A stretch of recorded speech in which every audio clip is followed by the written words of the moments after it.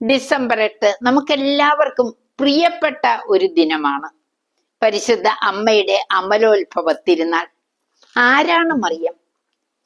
പിതാവിന്റെ ഓമനപുത്രി, ഈശോയുടെ പ്രിയപ്പെട്ട അമ്മ, പരിശുദ്ധാത്മാവിന്റെ ഇഷ്ട മണവാട്ടി.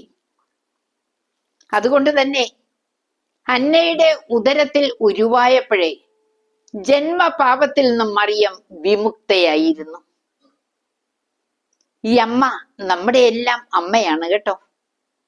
കുരിശിൻ ചുവട്ടില് ഇതാ നിന്റെ അമ്മയെന്ന് പറഞ്ഞ് അന്ത്യവിനാഴികയിൽ ഈശോ മറിയത്തെ നമുക്ക് അമ്മയായി സമ്മാനിച്ചില്ലേ? വിശുദ്ധ യോഹന്നാന്റെ സുവിശേഷം 19-ാം അധ്യായം 27-ാം തിരുവചനം. സിക്സ്റ്റസ് 4-ാമൻ പാപ്പയാണ് ലത്തീൻ സഭയിൽ അമലോത്ഭവം വിശ്വാസ സത്യമായി ആചരിക്കുവാൻ നിർദ്ദേശിച്ചത്. എന്നാൽ 1854 9-ാം പിയൂസ് പാപ്പ ഇന്നഫാബിലിസ് ദേവൂസ് എന്ന തിരുവെഴുത്തിലൂടെ അമലോത്ഭവം ഒരു വിശ്വാസ സത്യമായി പ്രഖ്യാപിച്ചു.